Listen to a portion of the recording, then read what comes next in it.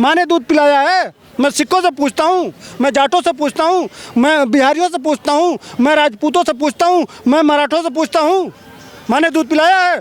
पकड़ो कॉलर, लिखो मुकदमा। सीधे सीधे राहुल गांधी कह रहा है कि पिट रहे हैं। कहाँ हो? चूड़ियाँ पहन लो, घर में घुस जाओ मुंह छुपा के।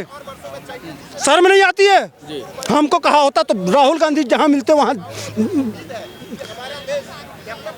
बजा देते ढंग से। जनता तोड़ रही है, राहुल गांधी आपकी बराबर बजाती रहेगी।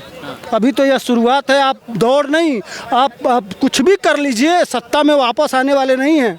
वास्तव में पप्पू थे, पप्पू ही रहेंगे। आप जब देश के को ज़रूरत पड़ती है तब आप देश को गाली देते हैं। देश में जो स्लीपर सेल हैं, राहुल गांधी के साथ स्लीपर सेल है, जो टुकड़े टुकड़े गैंग का, चाहे कन्हैया कुमार जो भारत तेरे टुकड़े होंगे, जो वह क्या योगेंद्र यादव किसान आंदोलन में कह रहे थे हमने तो अखिलेश यादव के लिए फील्डिंग बिछाया था, लेकिन अब और अखिलेश यादव बैटिंग नहीं कर पाए तो हम क्या करें। तो बैटिंग चल रहा है, चीन से माल लेना है। राजीव गांधी फाउंडेशन में लिए हैं ना 1.5 करोड़, समझ रहे हैं ना? ये तो साबित हो गया है, कोई दिक्कत तो नहीं है, समझ रहे हैं ना? तो चीन से माल लिए हैं, पैसा लिए हैं और लेना है, चुनाव में खर्च करना है। तो चीन को जब पिटाई होती है तब हमारे देश में जो स्लीपर सेल हैं उनको एक्टिव कर देता है कि हमारी बैटिंग तुम करो। जिस तरह से पाकिस्तान का LOC है, एक बाउंड्री रेखा खींच दिया गया है, वहाँ फेंसिंग तार बिछा दिया गया है।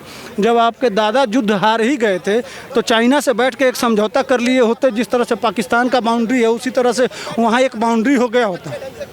किसको कहें? मोदी जी को। नमस्कार, बात करेंगे राहुल गांधी को इस बयान पर, जहां राहुल गांधी कहते हैं कि भारत की सेना पिट रही है। लेकिन वीडियो आप जब देखेंगे, चीन में जो तवांग में जो हुआ है उसमें चीनी सेना जो पिटी है उसकी वीडियो पूरे देश में वायरल है, पूरी दुनिया में वायरल है और उस पर चीन में खलबली मची। लेकिन राहुल गांधी इस देश के नागरिक होने के नाते ये कह रहे हैं कि चीन की सेना वो भारतीय सेना को पीट रही थी।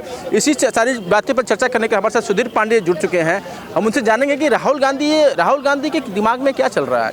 राहुल गांधी कह रहे हैं कि चीन की सेना भारत सेना को पीट रही है, लेकिन वीडियो में साफ है कि चीन की सेना को ऐसा पीटा गया है कि दोबारा हो सकता है कोई सीमा आने का प्रयास भी ना करें। अच्छा, एक बात बताइए, इस देश में सिख रेजिमेंट, इस देश में जाट रेजिमेंट, इस देश में बिहार रेजिमेंट, इस देश में गढ़वाल रेजिमेंट, इस देश में मराठा रेजिमेंट, इस देश में राजपूत रेजिमेंट, कहाँ हैं ये लोग? राहुल गांधी कह किसको रहे हैं? कह तो मराठा को रहे हैं ना, कह तो बिहारी को रहे हैं ना, कह तो सिख को रहे हैं ना, कह तो वह जाट को रह रहे हैं। कहाँ हो भाई? सिर्फ खालिस्तान चाहिए और आपके परिवार के बच्चे बॉर्डर पे जाके देश की सुरक्षा कर रहे हैं और इस देश का विपक्षी नेता कह रहा है कि आप पिट रहे हैं। खून नहीं खौलता? सिर्फ 26 जनवरी पे आके झंडा फहराना यहीं तक खून खौलता है। कोई आपके बच्चों को कह दे कि वो पिट रहा है बॉर्डर पे, जो 4 बजे उठ के और जो तैयारी किया और ये कसम खाया कि हम इस माँ भारती की रक्षा करेंगे। कहाँ हो जाट भाई? कहाँ हो मराठा? कहाँ हो बिहार रेजिमेंट के बिहारी जो अपने आप को सब पे भारी एक बिहारी? कहाँ हो? पूछो नीतीश कुमार से जो कांग्रेस के समर्थन से सरकार चला रहे हैं। है हिम्मत? माँ ने दूध पिलाया है? मैं सिखों से पूछता हूँ, मैं जाटों से पूछता हूँ, मैं बिहारियों से पूछता हूँ, मैं राजपूतों से पूछता हूँ, मैं मराठों से पूछता हूँ। माँ ने दूध पिलाया है? पकड़ो कॉलर, लिखो मुकदमा। तुम्हारे बच्चों को कह रहा है पिट रहे हैं। वीडियो दिख रहा है कि वो लाठी से, जिस तरह से मक्का तोड़ा जाता है उस तरह से लाठी पीट रहे हैं उस चीनी छोटी आंख वालों को। और वो खड़ा होकर और तुम्हारे पूरे समाज को गाली दे रहा है वो आदमी। लेकिन एक शब्द नहीं निकलता है पूरे देश में, किसी नेता की, किसी जाट नेता की नहीं निकलता है, किसी राजपूत नेता की नहीं निकलता है, किसी सिख नेता का आवाज़ नहीं निकलता है, किसी की आवाज़ नहीं निकलती है। सीधे सीधे राहुल गांधी कह रहा है कि पिट रहे हैं। कहाँ हो? चूड़ियाँ पहन लो, घर में घुस जाओ मुंह छुपा के। शर्म नहीं आती है? हमको कहा होता तो राहुल गांधी जहाँ मिलते वहाँ बजा देते ढंग से। लेकिन तुम लोग पता नहीं कहाँ सोए हो, समझ में नहीं आ रहा है। लेकिन सर, सवाल तो अभी भी वही है कि राहुल गांधी के इसे कहने के पीछे कारण क्या है। राहुल गांधी ने भी वीडियो देखा होगा, ऐसा तो नहीं उनके पास मोबाइल फ़ोन नहीं है, इंटरनेट नहीं है, या कहीं वो भारत यात्रा कर रहे हैं तो वहाँ पे उनको सुविधा नहीं मिल रही है। तो उनका कहने के पीछे का कारण क्या है? अभी तो आपने जो बातें कही वो बातें कहीं ना कहीं सही है कि जिनको कहा जा रहा है उनको कोई फर्क नहीं पड़ रहा है। हाँ। लेकिन राहुल गांधी कह रहे हैं जो बात, उससे तो फर्क पड़ना चाहिए ना। कांग्रेस के और भी नेता है या देश में भाजपा के नेता, इस पर तो और लोग तो रिएक्शन नहीं आ रहा उनका कुछ। अरे तो देश में जो स्लीपर सेल हैं, राहुल गांधी के साथ स्लीपर सेल है, जो टुकड़े टुकड़े गैंग का, चाहे कन्हैया कुमार जो भारत तेरे टुकड़े होंगे, जो वह क्या योगेंद्र यादव किसान आंदोलन में कह रहे थे, हमने तो अखिलेश यादव के लिए फील्डिंग बिछाया था, लेकिन अब और अखिलेश यादव बैटिंग नहीं कर पाए तो हम क्या करें। तो बैटिंग चल रहा है, चीन से माल लेना है। राजीव गांधी फाउंडेशन में लिए हैं ना 1.5 करोड़, समझ रहे हैं ना, ये तो साबित हो गया है, कोई दिक्कत तो नहीं है, समझ रहे हैं ना। तो चीन से माल लिए हैं, पैसा लिए हैं और लेना है, चुनाव में खर्च करना है। तो चीन को जब जब पिटाई होती है तब हमारे देश में जो स्लीपर सेल हैं उनको एक्टिव कर देता है कि हमारी बैटिंग तुम करो। चीन का जो भोंपू है ग्लोबल टाइम्स, वह कह रहा है कि भारतीय सेना हमारे क्षेत्र में आके हमको पीट के चली गई। चीन कह रहा है कि हम अपनी सुरक्षा करना जानते हैं। इस देश का विपक्षी नेता कह रहा है कि हमारे सैनिक पिट रहे हैं। अब समझिए, समझ रहे हैं ना। और पता नहीं कौन मैसेजिंग करता है, राहुल गांधी को ले जाके बॉर्डर पे छोड़ दे, बड़ा दौड़ रहे हैं, ले जाके वहीं छोड़ दिया जाता है, यही पीट देते, समझ में आता है, ये ले जाके मार देते। औकात तो है नहीं कुछ, एक गोली कान के पास से निकल जाएगी तो पैंट में मुँह तो देंगे 2 मिनट में, औकात तो कुछ है नहीं। लेकिन सर ये जो बयान है कहीं ना कहीं देश के विरोध में बयान है, आप भी मानते हैं, मैं भी मानता हूँ।